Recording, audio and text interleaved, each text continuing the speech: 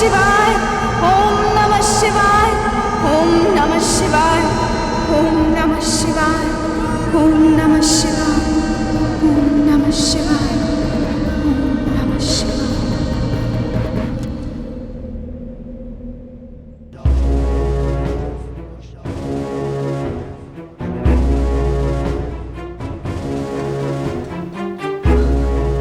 আমার ভোলানাথ, আমার ভোলানাথ আমার কাছেই থাকবে।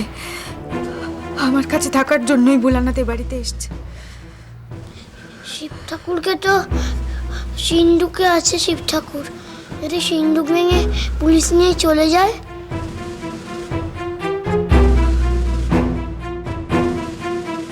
ভয় পাস না, ওই সিন্দুকটা পুলিশ ছুঁতেও পারবে না। যদি ছোঁয় হাত পুড়ে যাবে।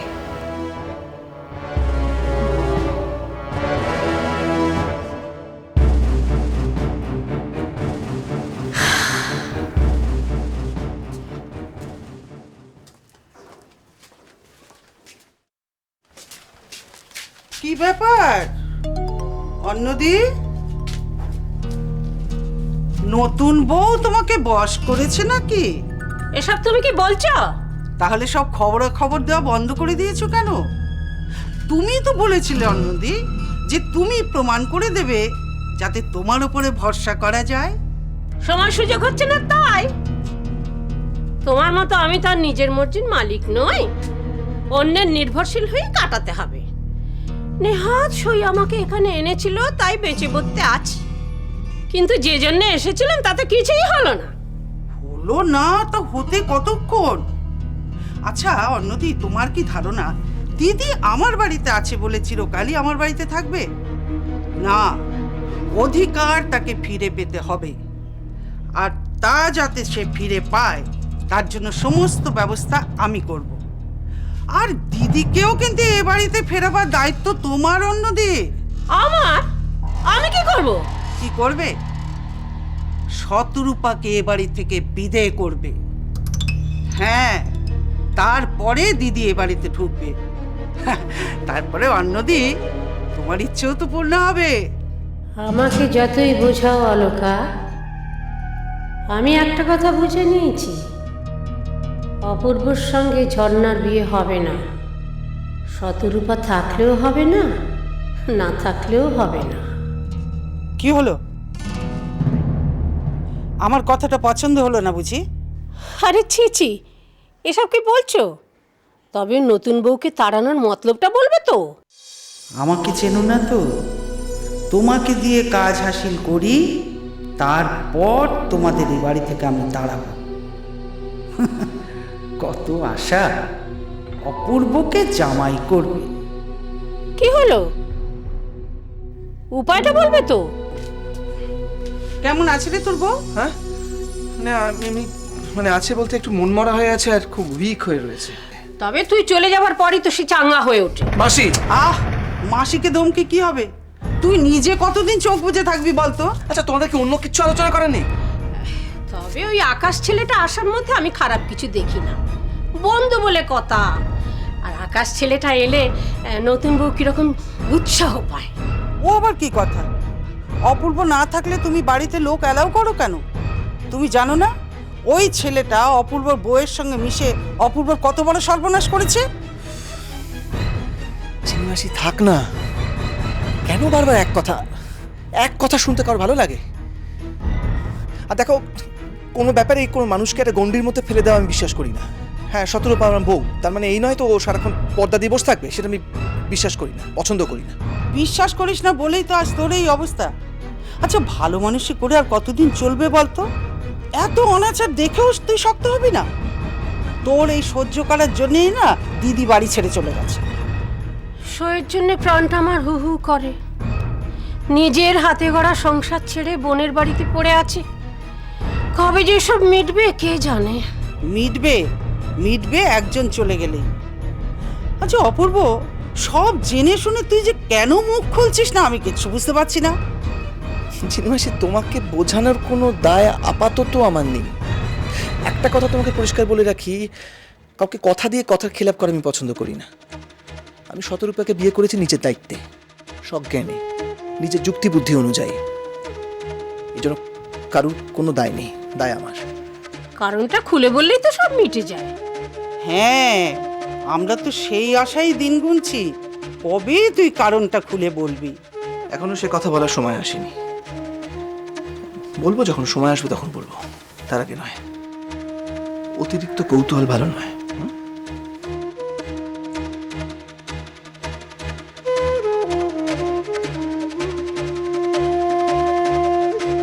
কি হলো, থেমে গেলে কেন? সেই তো আমারও কিন্তু বেশ ভালো লাগছিল। তারপর তারপর তো দ্রৌপদীর জন্য জল আনতে গিয়ে ভীম, অর্জুন, নকুল, সহদেব সবাই ওই বকের প্রশ্নের উত্তর দিতে না পেরে ওই সরোবরের পাশেই অজ্ঞান হয়ে গেল। তারপর যুধিষ্ঠির গেল জল আনতে। যুধিষ্ঠির গিয়ে সব প্রশ্নের উত্তর দিয়ে ভাইদের প্রাণ বাঁচিয়ে দ্রৌপদীর জন্য জল নিয়ে এলো। শুধু যুধিষ্ঠিরই কেন পারলো? যুধিষ্ঠির পারলো তার কারণ যুধিষ্ঠির কখনো কোনো অন্যায় করেনি, কোনো অন্যায় সহ্য করেনি, সেজন্য পারলো। শেষ হয়ে গেল এর মধ্যে। বান্টি, আর একটা গল্প শুনি? হ্যাঁ, হ্যাঁ চলো। বাহ, কি ভালো, সারাদিন ধরে গল্পই শোনা হোক। কাজকর্ম কিছু হয়েছে তোমাদের, না হয়নি? শুয়ে বসে কাটছে তো বেশ দিনের পর দিন। বান্টি,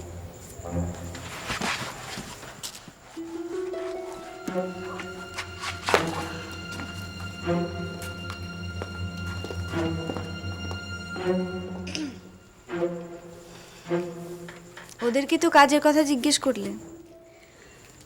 তোমার ভাগ্যে যা যা কাজ ছিল সেগুলো সব শেষ হয়েছে? অনেক হয়েছে। হ্যাঁ, কথার মার প্যাচে ফেলে, ম্যাজিক দেখিয়ে, হিপনোটাইজ করে আমাকে অনেক দিন বোকা বানিয়েছ। আর নয়, এবার একটু নিজের কথা ভাবো তুমি। হ্যাঁ, চুরির দায় ফেসে গেছো তো, পুলিশ ধরবে, হাজতবাস হবে, ভেবেছো একবারও? অন্যায় করলে তার শাস্তি তো পেতেই হবে। এক্ষুনি রুমি বান্টিকে আমি এই কথাই বলছিলাম, শোনোনি? ওসব নীতি কথাই ওরা ভুলবে, আমি নই। তুমি গোপনে যে চেষ্টাটা করছো সেটা আমি ধরে ফেলেছি। তাই বুঝি? কিসের চেষ্টা বলো তো?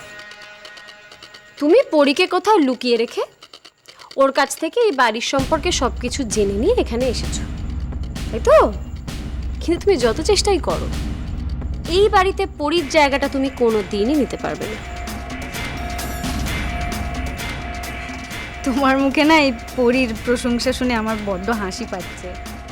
তুমি তো এতদিন পরীকে সহ্য করতে পারতে না, সেই পরীর হয়ে এখন কথা বলছো। পরীর প্রশংসা আমি করছি না, বলছি যে তোমার আসল রূপটা আমি এবার জেনে গেছি। এমনভাবে ঢুকেছিলে এই বাড়িতে যেন ভাজা মাছটি উল্টে খেতে জানো না। কিন্তু মূর্তির ব্যাপারটা যখন জানলাম, তারপর তোমাকে আমি হাড়ে হাড়ে চিনলাম।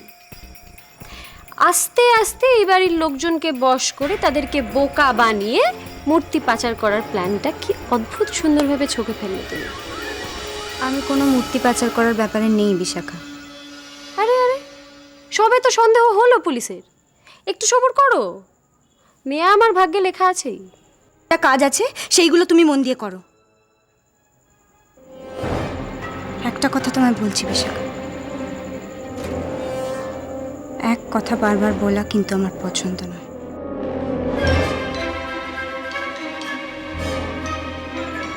ওইভাবে তাকাবে না তুমি আমার দিকে, চোখ সরাও। তাকাবে না তুমি এভাবে আমার দিকে।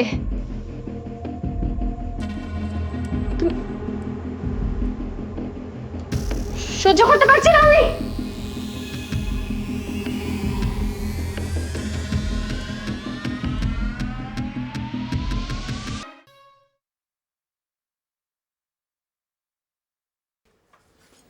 সরি সরি সরি, তুই অনেকক্ষণ এসছিস, দেখ না।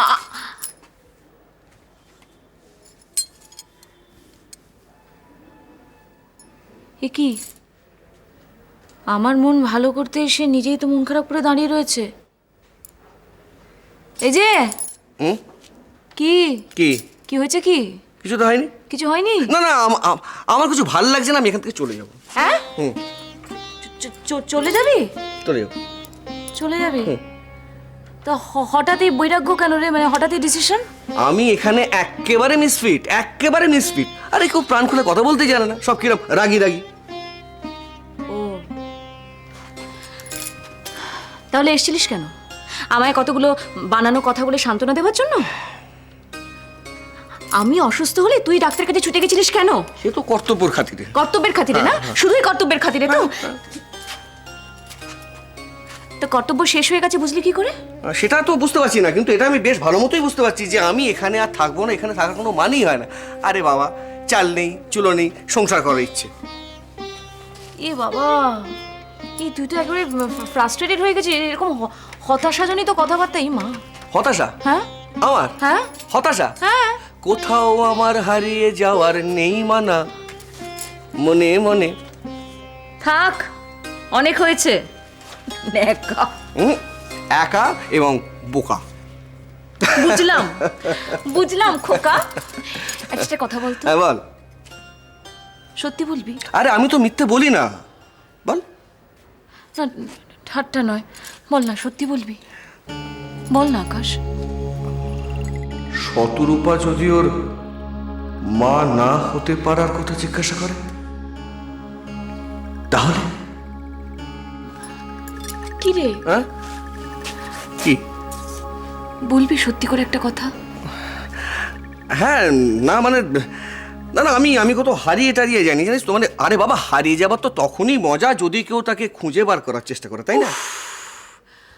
আকাশ, তোর এই আবেগজনিত কথাবার্তা না আমি পরে শুনবো। আচ্ছা, কেমন? বেশ। মান, অভিমান, আবেগ পরে শুনবি, পরে বলো। আগে একটা কথা বল। কি কথা? হ্যাঁ রে, আমার রিপোর্টগুলোতে কিছু পাওয়া গেল না কেন রে? আচ্ছা দেখ শতরূপা, এ তো মহা মুশকিল। রোগ হলে কেন রোগ হলো, রোগ না হলে কেন রোগ হলো না, রিপোর্টে কিছু পাওয়া গেল না তো কেন পাওয়া গেল না। আচ্ছা, এইসব উত্তরগুলো আমি কোত্থেকে জানো বলতো? আমায় এগুলো জিজ্ঞাসা করছিস কেন? তার কারণ আজকাল যে আমায় এই প্রশ্নগুলোর মুখোমুখি হতে হচ্ছে আকাশ, যেন সব দায় আমার।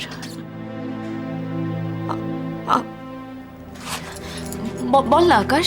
দাঁড়া, এসব প্রশ্নগুলো তোকে কে করছে, কেন করছে বল? কত রকম যে টেস্ট হচ্ছে তুমি ভাবতে পারবে না। আর অদ্ভুত ব্যাপার কি জানো, মানে কোনো টেস্টে খারাপ কিছু বেরোচ্ছে না, সব ভালোই রিপোর্ট, নর্মাল। আর তাছাড়াও বাড়িতে আমার যে সমস্ত কমপ্লিকেশনগুলো হচ্ছিল না, এখানে সেগুলো একদমই নেই, কোনো অসুবিধাই হচ্ছে না। হ্যাঁ, তাই তো দেখছি, রিপোর্ট তো বেশ ভালোই। কি রে, এরকম ভাবুক হয়ে পড়লি কেন? আরে বাবা, আমি তো ঠাট্টা করছিলাম। সবেমাত্র বিয়ে করেছিস, মন দিয়ে সংসার কর, দেখবি সব ঠিক হয়ে গেছে। এখনো গা থেকে বিয়ের গন্ধ যায়নি। বিয়ে, সংসার, বিয়ের গন্ধ, এসব এখন বইয়ে পড়া শব্দের মতো লাগে, অর্থহীন। জানিস আকাশ, তুই আসার পর ভেবেছিলাম তোর সঙ্গে অনেক কথা শেয়ার করব, যেগুলো কাউকে বলতে পারি না, ভেতরে ভেতরে কষ্ট হয়। তুই আসার পর চলে যাবি তো? যা, চলে যা, কাউকে দরকার নেই আমার। আমার লড়াইটা আমি একাই লড়তে পারবো, যা চলে যা।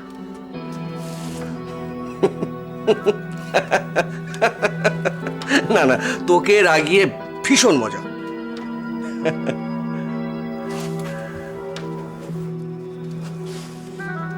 আমার কাছে কিছু লুকোচ্ছিস না তো? আমি আবার তোর কাছে কি লুকোবো? আর তাছাড়া লুকোবার আছে তাই বা কি বল? না, তাহলে আমার টেস্টে আমার কিছু রোগ হয়েছে, এটা ধরা পড়ছে না কেন? অথচ আমি অসুস্থ হয়ে পড়ছি, আমার শরীর খারাপ লাগছে, ক্লান্ত লাগছে, কেন আকাশ? ওহে ভীরু, তোমার পরে নাই ভুবনের ভার, মন দিয়ে সংসার কর, দেখবি সব ঠিক হয়ে গেছে। আর এই সন্দেহ নামক ভূতটিকে তাড়াবি না, একদম তাড়াবি না, তাহলে কিন্তু পেয়ে বসবি। ইগনোর কর, দেখবি সব ঠিক হয়ে গেছে। কি রে, কি দেখছিস? নির্ভরতার আকাশ।